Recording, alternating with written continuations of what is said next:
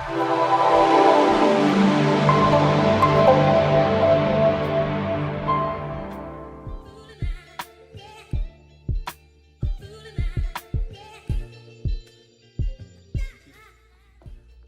DreTheBrave, young producer from Chicago out west, and I'm here with Dream On. I ain't really got like no crazy upbringing or nothing like that. I just been living here my whole life type shit. I stayed out of trouble and shit like that, and that's pretty much about it.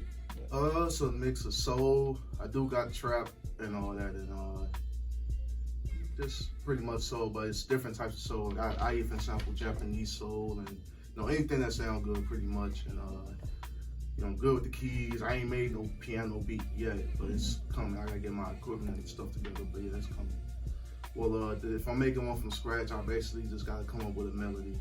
And if the melody, sometimes take me about 30 minutes, and then now I gotta get the sounds to match with the melody. If I'm sampling something, I usually listen to the whole song for the sample.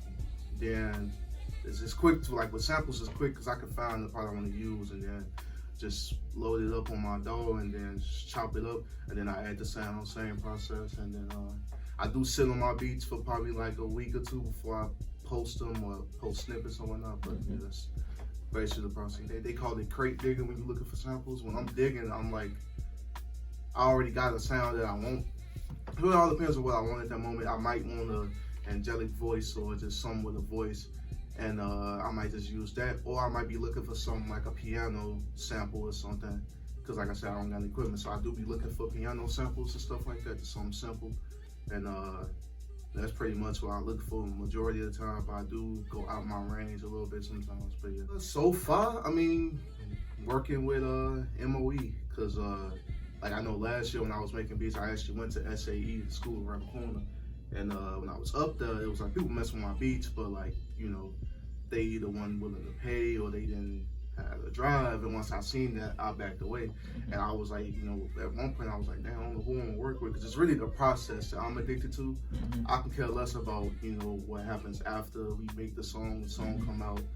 But it's really just the whole process of making the song, getting networking and all that I like. So it's like, yeah, just working with the rappers in MOE and, other people I'm working with. That's pretty much my biggest accomplishment.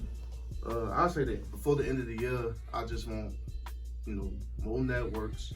I want basically kind of like a way to have my face out there more, because I don't want to be that producer that people don't know what they know what I look like or whatnot. So I just want a way to get my face out there more, and that's pretty much it. I say a little bit of both, because like I don't want to be all up in the videos all the time, but like I do want to have a face to where people, when they search me up or if they think about me, they know what I look like.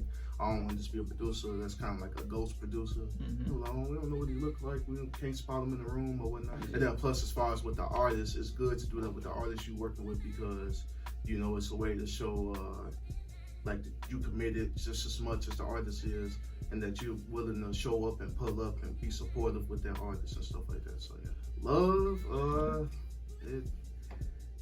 nowadays it's almost non-existent, but I just had a situation, and the only thing I can say about it is it's very interesting. If you ain't strong-minded, it can beat you up. I mean, dealing with it, like having somebody or that you knew for a long time, and they flip and do something behind your back, or they say stuff behind your back and you find out or whatnot. I mean, my thoughts on it, how I deal with it, I usually keep it on the low and act like I don't know.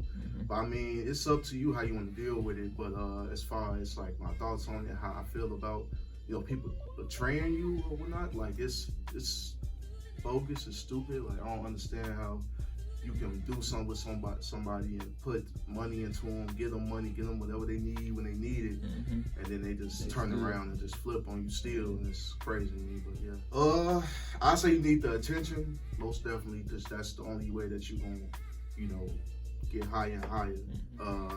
And as far as like clout and the money, I mean, the money is more important, because you don't want to be out here just with a known face, but you broke, and it all depends on how your career is structured. If you structure to where like you make more for what you do, Like if you make more just off rapping, you don't necessarily have to be famous, then that's good. But if you have to be famous, you just gotta watch out, because you'll have these outlets trying to take advantage of you and stuff like that. They just want you because of your face. And some rappers just think they too big. They don't think, they just think, oh, they really mess with me, but they really don't. They just using you for publicity or whatnot. But it can help you, but yeah. I still do it, because I've been making beats for about, it's 2021. I've been making beats since 2012, 2013. So I was doing it for a while without getting money. So it's I would still do it. And I'm still making money, outside of beats. So it ain't like it's my only income or whatnot. But if it was my only income and I just was making beats and I had all the time in the world, I still would do it. It's not only is it just a way for me to just, network and get out there, but for me, number one thing it is for me is just a way to ease my mind and relax. So I always do it. Well, I want to be living on my own, for one. Two, as far as income wise, I obviously want to be making more than what I'm making.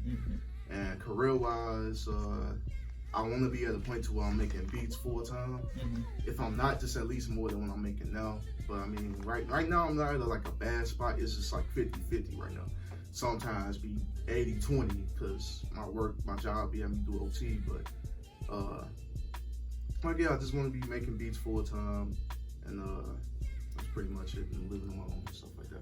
I do gotta start working more on my beats, and my job kind of get in the way of that. But I do have my days where I'm sitting doing nothing. But I be in the middle of do I need a break from my job and everything, or so it's that pretty much be the issue a little bit sometimes. But I do need to work on that. There's some things I need to get better at, and how I feel I get up there is if I just continue to network and